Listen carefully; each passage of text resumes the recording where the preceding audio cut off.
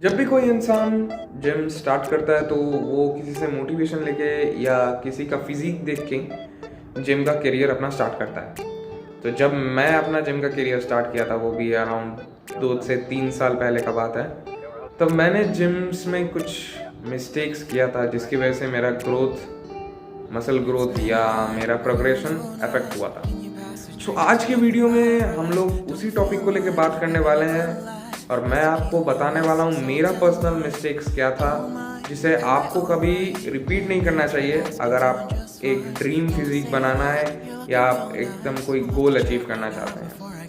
क्योंकि जब मैं तब बिगिनर स्टेज में था तब कोई नहीं था मेरे को बताने के लिए, इसलिए मैं अपना एक्सपीरियंस आपको बता रहा हूँ। सो वीडियो को ज़रूर एंड तक देखना।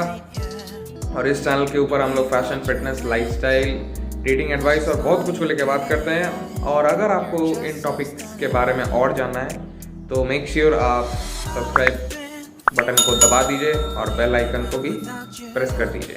तो चलिए वीडियो शुरू करते हैं।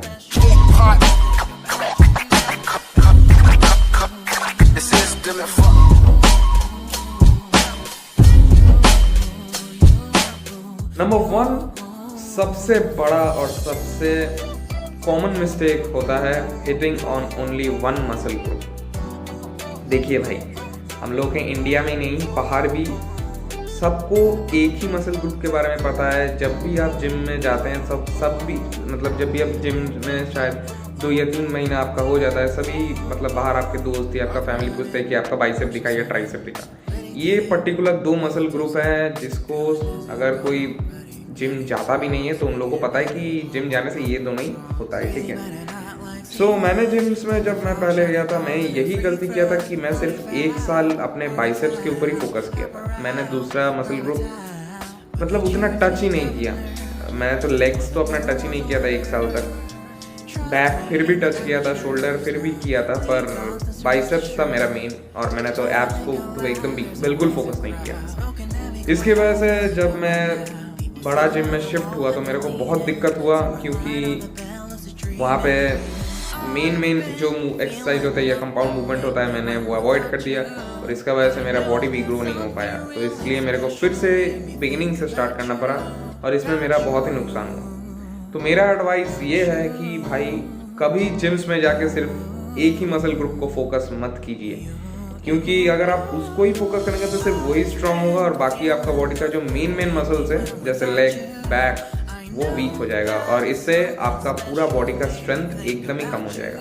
सो एक ही पर्टिकुलर मसल ग्रुप को हिट करना अवॉइड कीजिए। नंबर 2 है not focusing on progressive overload. देखिए भाई, मैंने बहुत लोगों का कंप्लेन सुना है जिम जाते ही, यही शायद से मेन रीज़न है कि वो लोग जिम छोड़ देते हैं 6 महीने या 7 महीना जिम करके, क्योंकि उनको रिजल्ट्स नहीं दिख रहा है।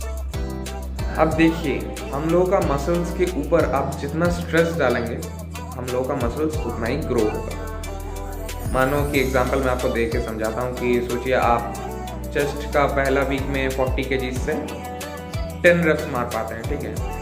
तो आप कोशिश करना अगला वीक उसको 50 kg करने का।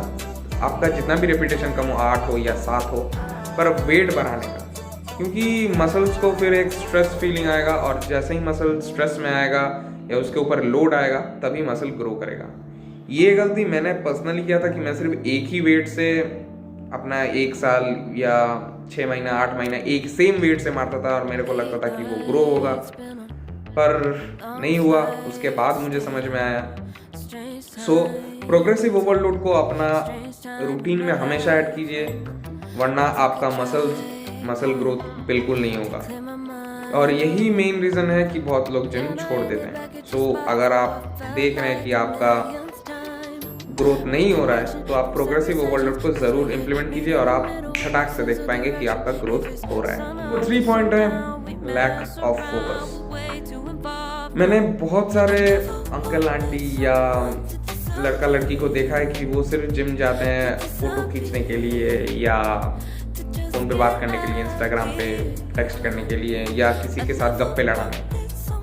तो देखो भाई, अगर आप जिम वो सब करने के लिए जाते हो तो आप कोई क्लब ज्वाइन कर लो, आप जिम मत जाओ। मतलब वेस्टेज ऑफ मनी और वेस्टेज ऑफ टाइम है आपके लिए।